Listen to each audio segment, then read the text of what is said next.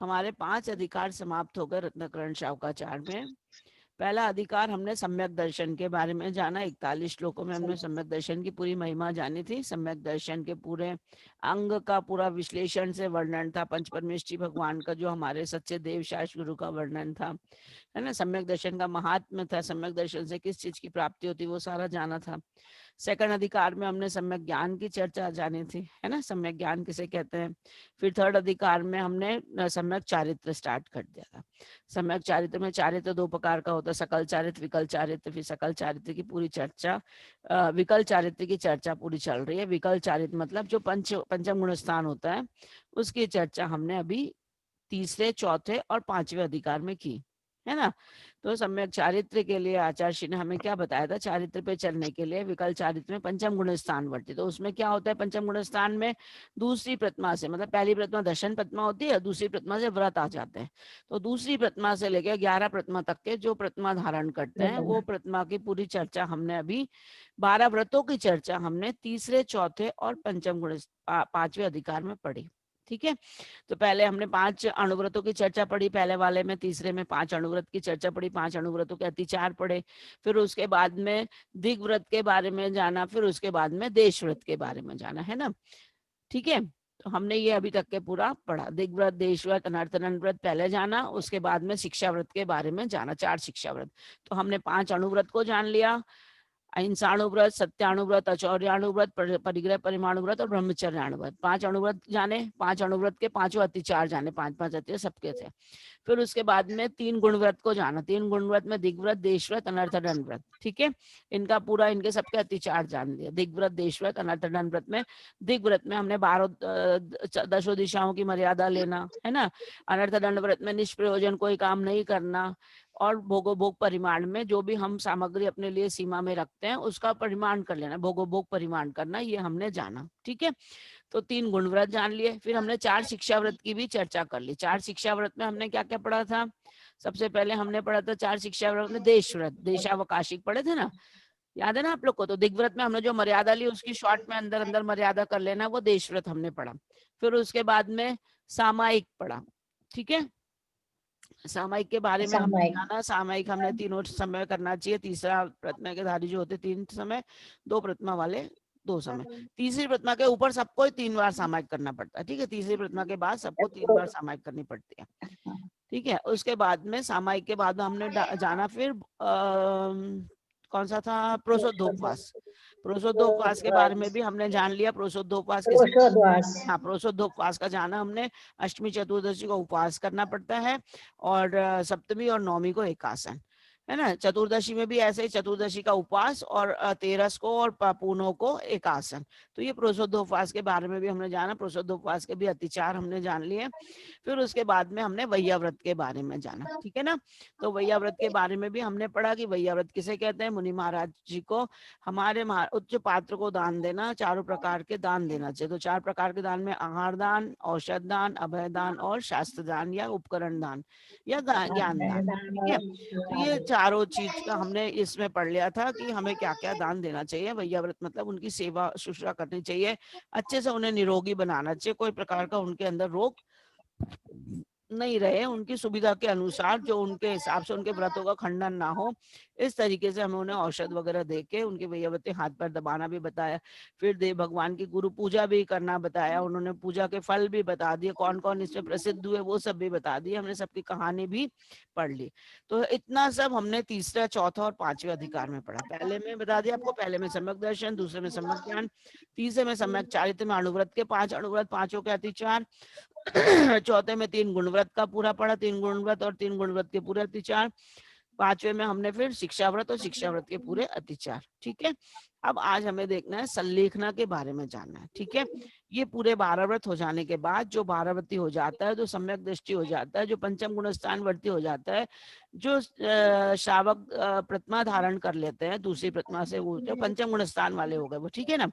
अब वो पंचम गुण स्थान वाले को अगर उनके जीवन काल में कोई उपसर्ग आ जाता है, कोई परेशानी आ जाती, कोई ऐसी बीमारी हो जाती जिसका कोई इलाज ही नहीं है, डॉक्टर ने हाथ ऊपर कर दिया, या कोई बुढ़ापा ऐसा आ गया कि है, अब उनके पास में उम्र शेष नहीं बची है, बहुत तकलीफ हो गई है, या वो पंचम गुण स्थान के बाद वो मुनि महाराज जी बनकर अपना जीवन समाप्त करना, मतलब अपने जीवन की संध्या के समय में उन्हें संलेखना धारण करना चाहिए।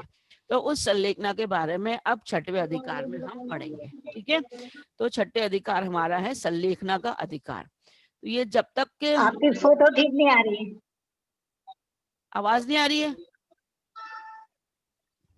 फोटो आपकी हिल रही है। अच्छा, फोटो मेरी हिल रही है अच्छा, मेरी फोटो आपकी, अच्छा ठीक है, अब ठीक है। हिल रही है, साफ क्लियर नहीं आ रही। अच्छा, तो आपकी एक और लाइट चालू करो ना, वाली लाइट चालू कर दो। तो बैक भी अच्छी है। ठीक है, तो आज हम चलेंगे छठवें अधिकार की ओर। छठवें अधिकार में अब लाइट चालू कर दी एक और। तो छठे अधिकार में हमें संलेखना के बारे में पढ़ना है, संलेखना के बारे में जानना है। ठीक है, तो आज मैं आई हूँ तो मेरी साफ सफाई में लगी, तो पीपीटी बनी नहीं है। मैंने एक उस पे पेज पे उसको वो कर दिया, अभी देखते हैं उसको स्क्रीन पे आ रही है कि नहीं। नहीं आ रही, आ रही है? आपको स्क्रीन दिख रही है क्या? हाँ रुको, एक मिनट में शेयर, हाँ हाँ एक सेकंड में शेयर कर रही हूँ, सॉरी भूल जाती हूँ। अब दिख रही है स्क्रीन? नहीं, हाँ दिख रही है। आ गई ना, आ गई ना, अब दिख रही है। चलो भगवान आ गई। ठीक है, दिख रही है, हाँ ठीक है। तो आज छठा अधिकार हम चालू दिख रही। हाँ, इसमें आप पढ़ेंगे पहला वाला ऊपर हम। नीचे हो रही है। नहीं हिल नहीं रही है, आपका कुछ हिल रहा है, मेरी तो स्ट्रिप है। अब ठीक है ना? नहीं नहीं, नहीं, ठीक आ रही है। आप लोगों दिख को रही है, समझ, दिख रही है, सबको क्लियर क्लियर दिख दिख आ रही रही है रही है, बेटा। ठीक है। हिल तो नहीं रही ना? अब ठीक है ना? नहीं नहीं, हाँ ठीक नहीं है। नहीं, ठीक है, ठीक है। ओके ओके, चलिए। श्लोक पढ़ेंगे हम। उपसर्गे दुर्भिक्षे जरसि रुजायां च निप्रतीकारे धर्माय तनु विमोचन माहु सल्लेखना मार्याः। फिर से देखिए, उपसर्गे दुर्भिक्षे जरसि रुजायां च निप्रतीकारे धर्माय तनु विमोचन माहु सल्लेखना मार्याः। इसमें आचार्य ने बताया है, उपसर्गे दुर्भिक्षे जरसी रुजायाम च निप्रतीकारे धर्माय तनु विमोचन माहु सल्लेखना मार्याः।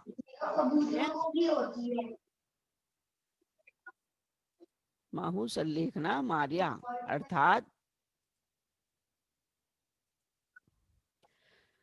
उपसर्गे, अगर हमारे ऊपर कोई उपसर्ग आ जाए, सपोज महाराज जी हैं, सपोज माता जी हैं, और कोई ब्रह्मचारी भैया जी आदि हैं जिनने पंचम गुण स्थान वर्तिधारी जो प्रतिमाधारी हैं, अगर किसी पे कोई उपसर्ग आ जाए, हम लोग भी हैं, शावक भी हैं, अगर हमारे ऊपर कोई उपसर्ग आ जाए, कभी कोई सांप ने काट लिया, कभी कोई तबीयत बहुत सीरियस खराब हो गई, कुछ हो जाए और हमारा अंतिम समय, डॉक्टर ने हाथ टेक दिया, अब कोई उम्र, अब बचे नहीं, अब हमारे पास कोई उपाय नहीं है, आप इन्हें ले जा सकते हैं। ठीक है, तो ये उपसर्ग कोई आ जाए हमारे ऊपर तो हमें क्या? मैम आपके आवाज ब्रेक हो रही है। आवाज अच्छी नहीं आ रही है? आवाज आ रही है सबको क्लियर? हाँ ब्रेक हो रही है। बाकी सबको भी ब्रेक हो रही साफ नहीं आ रही है। ब्रेक, हाँ ब्रेक हो रही है, वो नेट का प्रॉब्लम है, ब्रेक हो रही है। है? अच्छा, आ रही आ रही है, अब हमें सही आ आ रही रही है? है यहाँ, ओके, हमें तो आ रही है। अच्छा सभी सही हाँ है ना? आ रही है, सही आ रही ओके है। ओके। तो उपसर्ग हाँ अगर हमारे सही है। ऊपर कोई आ जाए, या दुर्भिक्षे, दुर्भिक्ष मतलब अकाल वगैरह पड़ जाए, या जरसी मतलब बुढ़ापा हो जाए, रुजायाम या कोई रोग आ जाए जिसका च नी प्रतिकार है, अर्थात जिसका कोई उपाय नहीं है, मतलब कोई ऑल्टरनेटिव नहीं है इन चीजों का, रोग ऐसा हो जाए जिसका कोई उपाय नहीं है, कैंसर है, लास्ट स्टेज है, अब कुछ नहीं कर सकते, डॉक्टर ने कहा आप ले जा सकते हैं। ठीक है, तो ऐसे काल में क्या करना चाहिए? धर्माय मतलब धर्म के लिए, अगर ये ऊपर वाली चार कंडीशन आपको दिख रही है, उपसर्ग हो जाए, कोई दुर्भिक्ष आ जाए, अकाल वगैरह पड़ जाए, जर्सी मतलब बुढ़ापा एकदम हो जाए, 80 90 100 साल के हो गए हैं, ठीक है, रुजायाम मतलब कोई बीमारी ऐसी आ जाए, च नी प्रतिकार है, जिसका कोई प्रतिकार नहीं है, कोई उपाय नहीं है, कोई ऑल्टरनेटिव नहीं है, नो ऑप्शन इज लेफ्ट, ठीक है।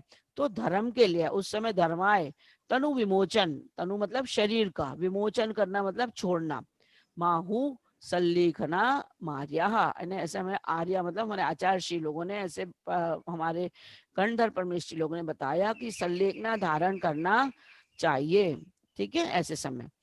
तो जिसको किसी उपाय से दूर नहीं किया जा सकता, ऐसा उपसर्ग यदि आ जावे, ठीक है, जिसको किसी से दूर नहीं किया जा सकता, ऐसा उपसर्ग आ जावे, ऐसा अकाल पड़ जावे, ऐसा कोई अकाल पड़ जावे, जर्जरित बुढ़ापा हो जावे या आ जावे, या कठिन असाध्य रोग हो जावे, ठीक है, ऐसे समय धर्म की रक्षा के लिए जो शरीर का त्याग किया जाता है उसका नाम सल्लेखना है, ठीक है। तो ये सल्लेखना की डेफिनेशन है, सल्लेखना का लक्षण है।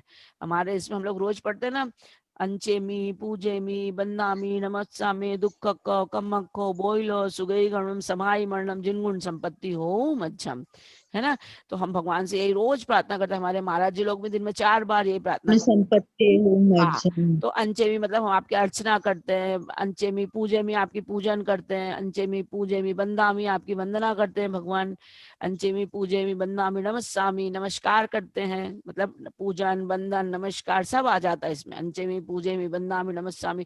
दुख खो क्यों करते हैं, ताकि हमारा दुखों का क्षय हो, कम्मक खो मतलब कर्मों का क्षय हो, बोधि की प्राप्ति हो, बोही लो बोधि की प्राप्ति हो, बोधि मतलब रत्नत्रय की प्राप्ति हो, सम्यक दर्शन सम्यक ज्ञान सम्यक चारित्र रूपी रत्न हमारे जीवन में आ जाए, है ना।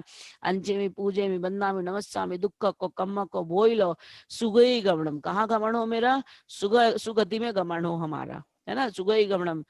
और सुगई गणम अंचेमी पूजेमी बंदामी नमस्सामी दुख को कम्मक को बोइलो सुगई गणम समाधि मरणम जिनगुण संपत्ति हो मध्यम, समाधि में लास्ट क्या है, गुण संपत्ति मध्यम। हाँ हो संपत्ति मध्यम, आवाज बहुत कट रही है अर्चना आज है। तो यहाँ नेट की थोड़ी प्रॉब्लम होगी मेरे यहाँ, आज मैं टीएमयू आ गई ना, अभी तक के वहां थी नोएडा में, तो सिडनी क्या का नेट था, अब आज यहाँ हमारे टीएमयू का नेट है, यहाँ थोड़ा डिस्टर्बेंस होता है कई बार।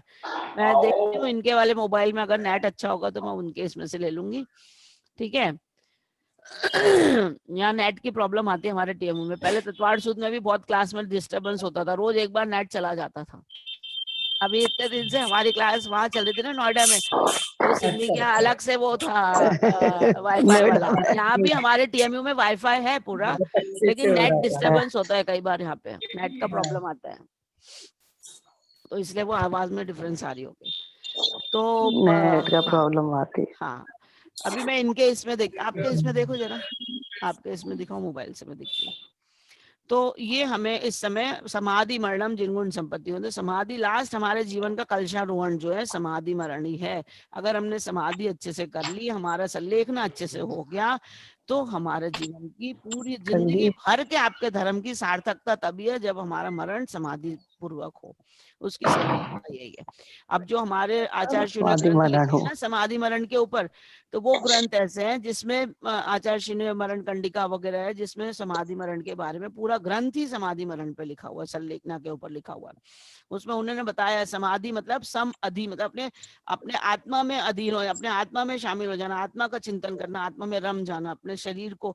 और ये इसके 2 भेद से 2 प्रकार से किया जाता है मरण कंडिका में, कि 2 प्रकार से समाधि होती है। कैसे होती है, एक कषाय को क्रश करना और एक काय को क्रश करना, काय और कषाय, ठीक है। काय मतलब ये शरीर को क्रश करना, इसको धीरे धीरे मतलब अपने पहले अनाज को छोड़ना, फिर एक चीज अनाज में छोड़ना, फिर एक ये लेना, एक मतलब धीरे धीरे वो 12 साल की सल्लेखना होती है, उसका पूरा डिस्क्रिप्शन होता है, पहले ये लेना पहले साल में, फिर ये सेकंड साल में, थर्ड में, फिर धीरे धीरे आपको वो छाछ वगैरह पे आ जाते, पानी पे, दूध पे, लास्ट में एकदम आते हैं, पानी एकदम लास्ट में छूटता है।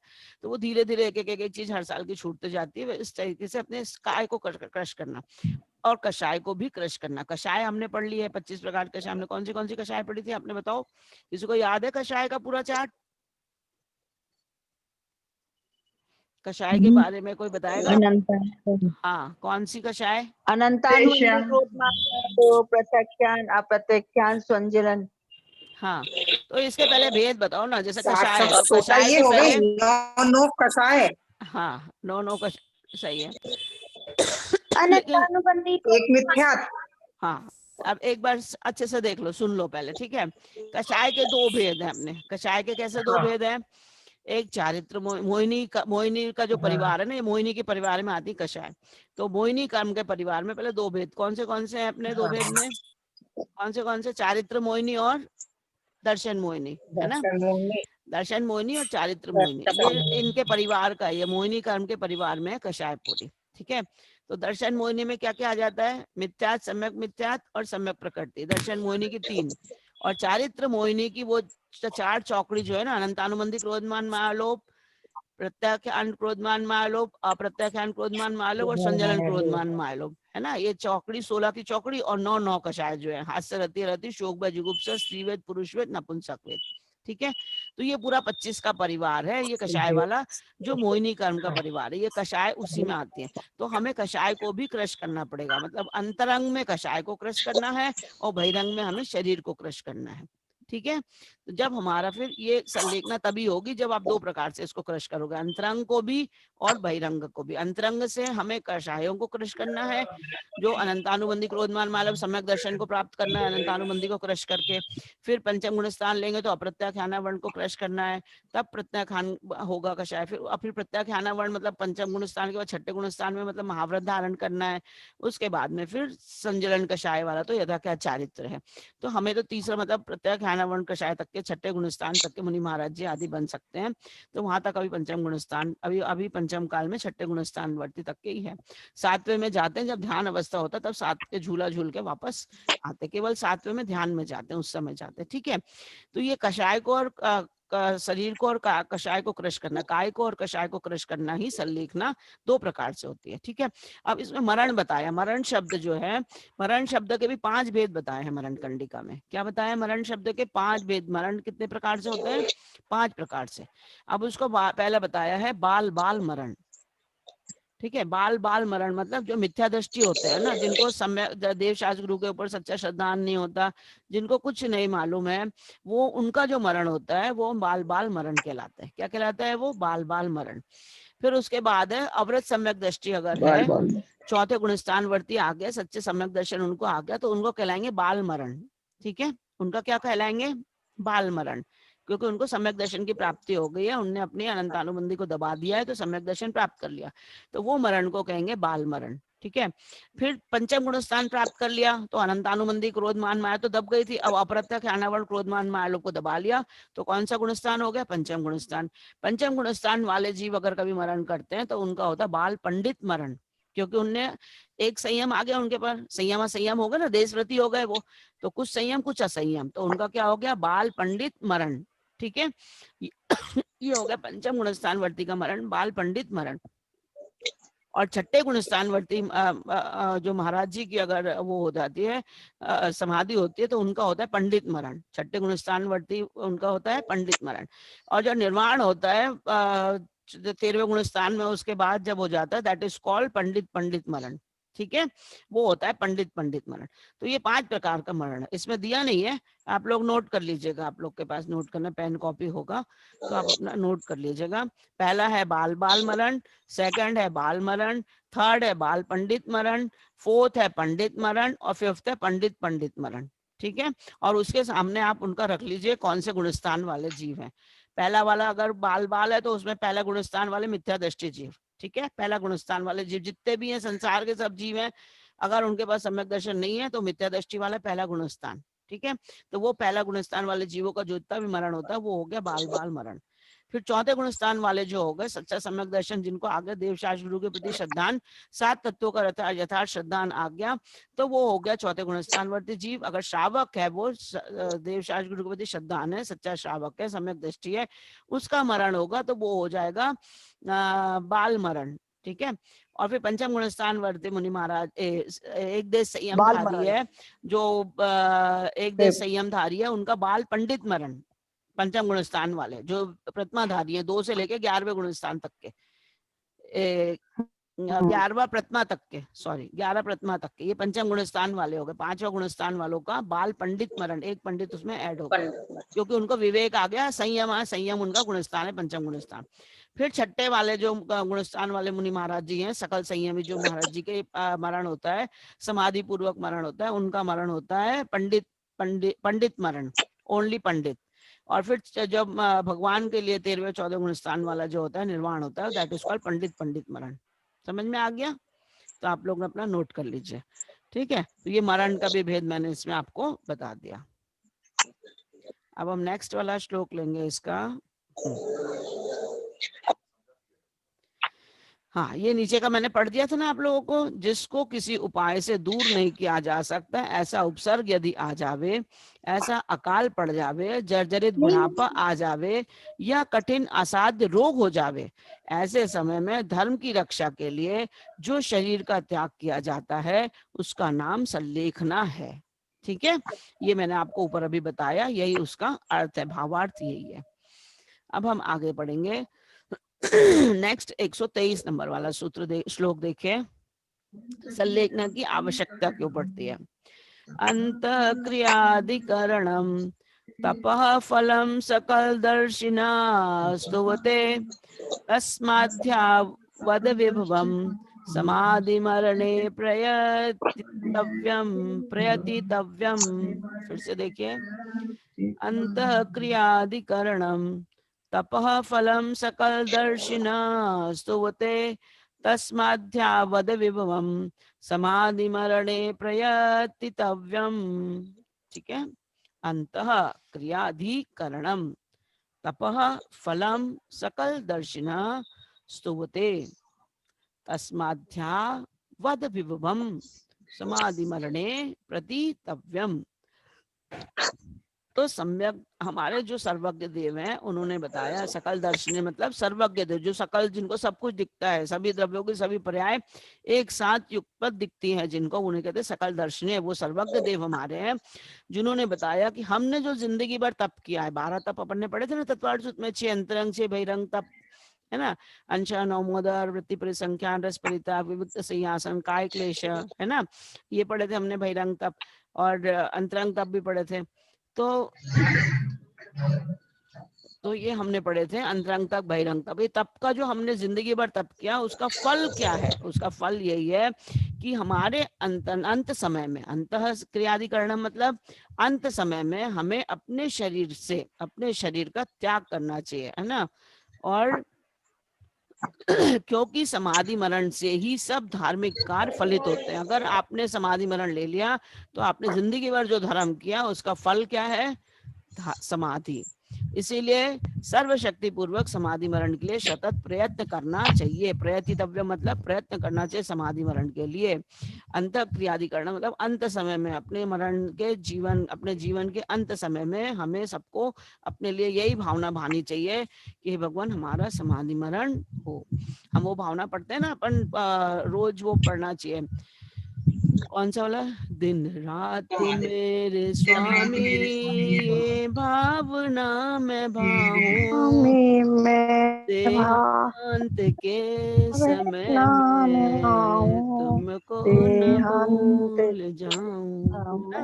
तो ये और पूरी बहुत अच्छी भावना, आप उसको रोज पढ़े, रोज सुबह शाम दोनों टाइम पढ़े तो कहा ये पूरा इसमें वही सम्यक दर्शन का पूरा है, संलेखना का पूरा है। शत्रु हमारे नहीं होना चाहिए, जीने की होना वांछा, मरने की होना इच्छा, परिवार मित्र जन से मैं, सब चीजें सब उसमें आ जाता पूरा। वो इतनी अच्छी समाधि भावना, ठीक है। हाँ, तो ये हमें ये 123 नंबर में यही बताया है कि सर्वज्ञ देव तप का फल अंत समय समाधि मरण की प्राप्ति को ही कहते हैं। किसे कहते हैं? समाधि मरण की प्राप्ति को अंत समय कहते हैं, क्योंकि समाधि मरण से ही सब धार्मिक कार्य फलित होते हैं। सब धार्मिक कार्य कब फलित होते हैं? जब हम समाधि मरण लेते हैं, तो हमारी जिंदगी भर की धर्म किया हुआ है उसका फल हमारा समाधि मरण है। इसीलिए सर्वशक्ति पूर्वक समाधि मरण के लिए सतत प्रयत्न करना चाहिए। हमें समाधि मरण करने का प्रयत्न करना चाहिए कि हे भगवान, जब भी मैं मरूं तो मेरा जीवन आपके चरणों में ही बीते, समाधि पूर्वक ही मेरा मरण हो, ऐसी भावना हमने करनी चाहिए। ठीक है। अभी समाधि संलेखना के ऊपर जब प्रमाद सागर महाराज जी जयपुर में थे, जब कितना सारा हुआ था, क्योंकि उन्होंने कहा था कि ये जैन लोग जो है ना ये आत्महत्या करते हैं, ये उन लोगों के हिसाब से ये आत्महत्या है। तो आत्महत्या में और समाधि में यही फर्क है कि आत्महत्या तो कषाय के आवेश में आकर की जाती है। आत्महत्या कब की जाती है? जब कोई बहुत क्रोधी होता है, बहुत कषाय पूर्वक वो आत्महत्या करता है, वो इस जीवन से त्रस्त हो गया है और जाके वो लटक जाता है, मर जाता है, जहर खा लेता है, आग लगा लेता है, तो ये उसके कषाय की तीव्रता का परिणाम है। और इसमें तो कषाय को क्रश किया जाता है। जो समाधि मरण है, संलेखना है, उसमें कषाय नहीं होती, उसमें क्रोध, मान, माया, लोभ, इसकी तीव्रता नहीं होती, किसी से बैर नहीं होता, किसी से लगाव नहीं होता, किसी से राग द्वेष नहीं होता। इसमें सारे कषायों को शांत किया जाता है अंतर्मन से। और उसमें तो कषाय की तीव्रता होती है। जब कोई किसी को मरता है या मारता है, आत्महत्या करता है, उस समय तो उसके परिणाम ही खोटे होते हैं पूरे, तो वो तो अधोगति का कारण है। और संलेखना समाधि जब ली जाती है तो ऊर्ध्वगति का कारण है। तो 16वें स्वर्ग तक के आप जा सकते हो समाधि धारण करके, समझ में आई ना? तो इतना फर्क है। एक से जाएंगे, अगर जो सुसाइड करता है तो नरक जाएगा, लेकिन समाधि करके नरक थोड़ी जाते, 16वें स्वर्ग तक तो जा सकते हैं समाधि मरण के बाद में। तो इसमें इतना फर्क है, जमीन आसमान का फर्क है संलेखना में और आत्महत्या में। तो वो दूसरे समाज के जो लोग थे, वो कोर्ट में उन्होंने केस कर दिया था कि ये जैन लोग जो है समाधि करते हैं, और ये समाधि जो कर रहे हैं ये संलेखना इनकी आत्महत्या है, ये आत्महत्या कर रहे हैं। जैसे वो सती प्रथा को उन्होंने बैन करा था ना, सती मतलब वो तो जिंदा ही जल जाता है उसमें, उसका पति डेथ हो गया तो वो बैठ जाते हैं अग्नि के ऊपर और मर जाते, तो वो बैन हो गया क्योंकि उसमें जिंदा जला दिया जाता है ऐसे।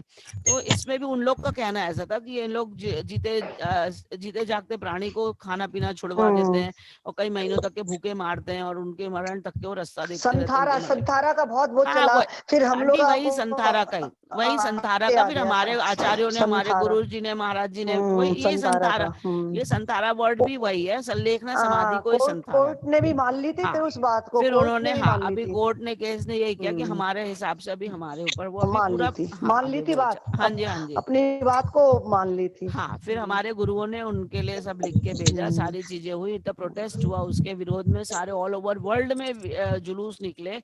और फिर अब हमारे लिए, हमारे धर्म की रक्षा के लिए, और ये किया जाता धर्म की रक्षा के लिए। वो उसमें जो कोई ये करता है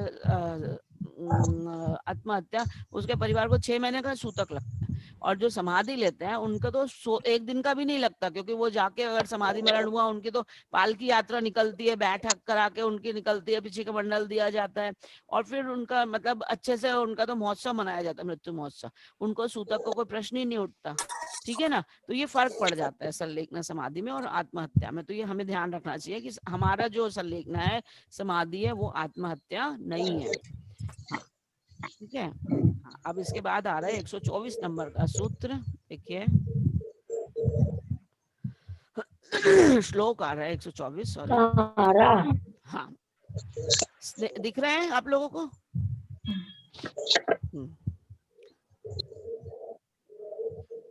ठीक है, अब दिख रहा है?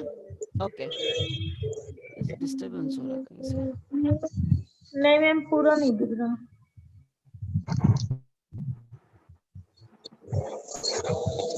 एक ही दिखना है आपको, एक ऊपर का श्लोक देखिए 124 नंबर का पूरा। हाँ, 24 नंबर का पूरा दिख रहा होगा 124 का।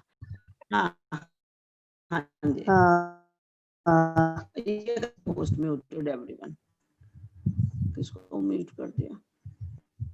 अच्छा चलो, आपको मैं दिख रही हूँ ना? हाँ, देख रहे हैं। आपको स्क्रीन नहीं दिख रही होगी तो मैं पढ़ के सुना दे रही हूँ आपको, आप देख लीजिए। स्नेहम वैरम संगम परिग्रहम चापहाय शुद्ध मनः स्वजन परिजनमपि च शान्तक्षेम यत् प्रिय वचनैर् वैरम संगम परिग्रहम चापहाय शुद्ध मनः स्वजन परिजनमपि च शान्तत्वा क्षम्येत् प्रिय वचनैः। ठीक है। स्नेहम वैरम संगम परिग्रहम चाहाय शुद्ध मनः स्वजनम परिजनमपि च प्रियजनैः। ठीक है। अर्थात इसमें आचार्य ने कहा कि जो संलेखना धारण करता है उसकी विधि बताई है कि संलेखना धारण करने की क्या विधि है। तो उन्होंने बताया है कि स्नेह नहीं होना चाहिए। स्नेह मतलब अगर संलेखनाधारी जो व्रती है, अगर उसको अपने इष्ट जनों के प्रति स्नेह रहेगा, मोह रहेगा, तो वो अपने प्राण नहीं त्याग पाएगा। तो स्नेह नहीं होना चाहिए। ये दूसरा, बैर नहीं होना चाहिए। बैर नहीं होना चाहिए मतलब उन्हें किसी के प्रति मन में बैर नहीं होना चाहिए, किसी के प्रति अति क्लेश भाव नहीं होना चाहिए, ये मेरा शत्रु है, ये मेरा ऐसा है, ये भाव नहीं होना चाहिए। फिर मोह नहीं होना चाहिए, बहुत अत्यधिक मोह नहीं होना चाहिए किसी के प्रति। मेरे बेटे को बुला दो, मेरी बहू को बुला दो, मेरे इनको बुला दो, है ना, तो मोह भी नहीं होना चाहिए। और परिग्रह के प्रति भी, परिग्रहम मतलब संगम परिग्रहम, संग यानी परिवारजन, मोहजन, और परिग्रह मतलब जितने भी हमारे पास अपन ने पढ़े थे ना 24 प्रकार के परिग्रह, 10 अंतरंग अंतरंग और 14 बहिरंग परिग्रह। तो ये परिग्रह का भी उनको लोभ नहीं होना चाहिए। कई बार क्योंकि शावकग्रस्त वाले भी होते हैं, पंचम स्थानवर्ती जो गृहस्थी में रहते हैं, वो मृत्यु को प्राप्त होते हैं, तो उनके लिए तो पूरा घर परिवार संसार उनके पास होता है, उनका सारा परिग्रह का त्याग थोड़ी होता है। तो इसलिए परिग्रह के प्रति भी उनकी मूर्छा नहीं होनी चाहिए। परिवारजनों के साथ में रहते हुए परिवारजनों के लिए भी उनकी मूर्छा या प्रेम मोह राग द्वेष नहीं होना चाहिए। तो ये उन्होंने बताया चाची ने कि स्नेह को छोड़े, बैर को छोड़े, मोह को छोड़े, परिग्रह को छोड़कर शुद्ध चित्त से, कैसे करना, शुद्ध मना मतलब चित्त होते हुए समाधि मरण की इच्छा से प्रिय वचनों द्वारा अपने परिवार व अन्य लोगों से क्षमा याचना करें। क्या करना पड़ता है? क्षमा याचना करना पड़ता है। और तथा स्वयं को भी सभी अपराध के लिए क्षमा करें। हमसे भी जो जितने भी अपराध हुए हैं उन सब अपराधों की हमें अपने लिए क्षमा मांगनी चाहिए। आवाज आ रही है आप लोगों को पूरी? हाँ आवाज आ रही है। आवाज आ रही है? जी मैम। हाँ, आपको दिखाई नहीं दे रहा होगा, स्लाइड अभी नहीं दिखेगी आपको स्क्रीन, क्योंकि वो लैपटॉप पे ना, लैपटॉप का वो चला गया है नेटवर्क। अब लास्ट के 2-3 मिनट 4 मिनट बचे हैं, इसलिए वो नेटवर्क मैंने ये इनके मोबाइल से मैंने देख लिया। ठीक है, एक ही श्लोक हुआ, आपका समय समाप्ति हो रहा है, लास्ट यही चल रहा था बस। ये ठीक है, हमने 124 नंबर का लिया। स्नेह नहीं होना चाहिए, जो समाधि मरण करता है उसने स्नेह नहीं करना चाहिए, बैर नहीं करना चाहिए, परिग्रह देना चाहिए, मोह नहीं रहना चाहिए, और शुद्ध मन वचन काय पूर्वक अपनी चेष्टा करनी चाहिए, अपनी समाधि को ग्रहण करना चाहिए, और सबसे क्षमा मांगनी चाहिए, अपने परिवारजनों से, अपने लोगों, इष्ट जनों से, सब लोगों से क्षमा वाचना करना चाहिए, स्वयं से भी क्षमा याचना करना चाहिए कि मेरे द्वारा, मेरे प्रति, मेरे से अगर कभी मैंने कोई गलत भाव सोचा हो, गलत काम किया हो, तो मैं अपनी आत्मा के लिए, कई बार होता है ना कि हमने ले तो लिया, अब हमसे पल नहीं रहा व्रत है, भगवान मैं जल्दी मर जाऊं, मैं जल्दी चला जाऊं इस दुनिया से, तो ये सब भाव भी नहीं होने चाहिए। अगर हमने ऐसे भाव भी करे हैं तो अपने आप से भी क्षमा याचना करनी पड़ती है। तो क्षमा याचना ये संलेखना की विधि है कि जो संलेखना धारण करता है उसे सबके प्रति सबसे क्षमा मांगनी चाहिए, सबको क्षमा, सबसे क्षमा, ये भाव उनके होने चाहिए। ठीक है, अब किसी को कोई क्वेश्चन है तो आप पूछ सकते हैं, वरना हम पहले जिन्वाणी स्तुति कर लेते हैं क्योंकि समय आपका समाप्त होने वाला है। मरण के प्रकार के तीसरा और चौथा बता दीजिए। पहला वाला था बाल बाल मरण, ठीक है, बाल मरण। हाँ, पहला वाला बाल बाल है, बाल मरण, दूसरे वाला फिर बाल बाल मरण बताए, और फिर तीसरा बाल वाला पंडित मरण, पंडित मरण, और फिर और चौथा वाला पंडित पंडित मरण, और मरण, पांचवा फिर पंडित मरण। ठीक है मैम। ठीक है, ठीक है मैम। ओके। अब जिन्वाणी स्तुति कर लेते हैं पहले, फिर क्वेश्चन आंसर हाँ। करेंगे। ठीक है, हाँ, तो फिर जिन्वाणी स्तुति रह जाएगी। वाणी के ज्ञान ते सूझे लोका लोक, सो वाणी मस्तक नमो सदा देते लोक, जय जिनवाणी भारती कोय जपो दिन रैन, जो तेरो शरणागय सो आवे सुख चैन, देव बजो अरिहंत को गुरु सेवा निर्गन, धर्म पालो सदा यही मोक्ष का यही मोक्ष का पंथ, यही मोक्ष का पंथ। जिनवाणी मोक्ष का की जय, द्वारा माता की जय, जिनवाणी माता की जय, जिन धर्म की जय।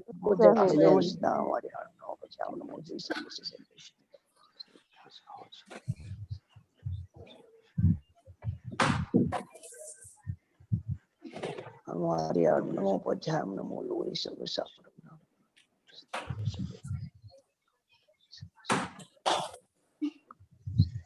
सबको जय जिनेन्द्र। अब किसी को कोई क्वेश्चन है तो आप पूछ सकते हैं, कुछ समझा नहीं हो। हाँ जी बोलिए। अरे मैं हाँ, ये मेरी बोल रही हूँ, अच्छी अच्छी समाधि के लिए अभी से अभ्यास होना चाहिए। हाँ, करना ही चाहिए। 12 साल पहले से हो जाता है, जिसको अगर समझ में आ जाए कोई रोग हो गया कुछ हो गया तो 12 साल की संलेखना होती है। तो 12 साल पहले भी वो महाराज जी लोग को समझता है, जो लोग संलेखना देते हैं ना, वो आचार्य लोग को, महाराज जी लोग को सब पता रहता है कि इनके ये उन लोग लक्षण देख के देते हैं, ऐसे ही नहीं दे देता किसी को संलेखना या समाधि। कोई हम यंग वाला यंगस्टर कोई चले जाए 20-25 साल वाला, कोई बीमारी नहीं कुछ नहीं है, तो फिर संलेखना नहीं मिलती। कोई रोग है, अगर कोई प्रॉब्लम है, तो फिर संलेखना की इसकी बात आती है ना, संलेखना की इसकी बात आती है, संलेखना की इसकी बात आती है। ठीक है, सलिलात्मनि सालोकानां नाम त्रिलोकानां दर्पणते। कोई सुना रहा है? कौन सुना रहा है? हाँ बोलो बेटा बोलो। वेरी गुड बोलो।